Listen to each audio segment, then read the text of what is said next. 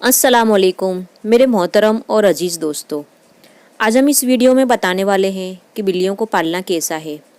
Video को पूरा देखिए और ज़्यादा से ज़्यादा शेयर कीजिएगा। बिल्लियों को पालने की रिवायत सदियों से चली आ रही है। इस मासूम जानवर को हर कोई मोहब्बत से पालता है।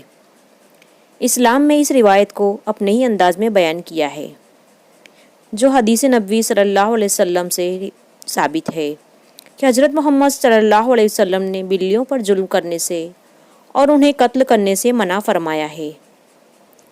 दोस्तों, एक सहाबी रसूल अबू हुरैरा की कुनियत थी अबू हुरैरा यानी बिल्लियों वाला है।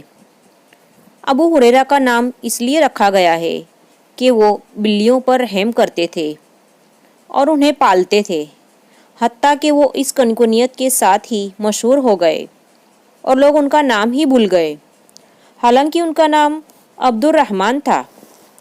एक दिन अबू हुरैरा रज़ियल्लाहु तआला अन्हु ने देखा कि एक बिल्ली गर्मी की शिद्दत से दीवार के साथ चिमटी है, तो उन्होंने उसे उठाकर गर्मी से बचाने के लिए उसे अपनी आस्तीन में छुपा लिया। उन्होंने उसके बारे में हुजूर सल्लल्लाहु अलैहि वसल्लम को बताया, तो हुजूर सल्लल्लाहु अलैहि वसल्लम ने इरशाद फरमाया, एक औरत को जहन्नुम से इसलिए बचा लिया गया कि उसने एक बिल्ली को एक प्याले में पानी पिलाया था।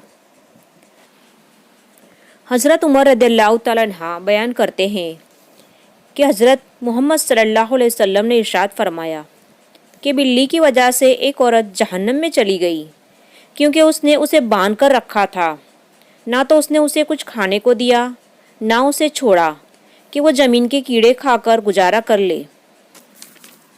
मेरे अजीज़ दोस्तों, इस्लामी रिवायत में बिल्लियों की सफाई की तारीफ़ की गई है। कुत्तों के मुकाबलों में उन्हें पाक समझा जाता है और इस तरह उन्हें घर में दाखिल होने की इजाज़त दी जाती है।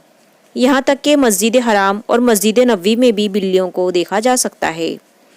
बिल्ली के झूठे को हलाल माना जाता है। मुसलमानों के दरमियान बिल्लियाँ नमाजियों को तलाश करती हैं। घर में बिल्ली पाली जा सकती है, ऐसा करने में कोई हर्ज नहीं।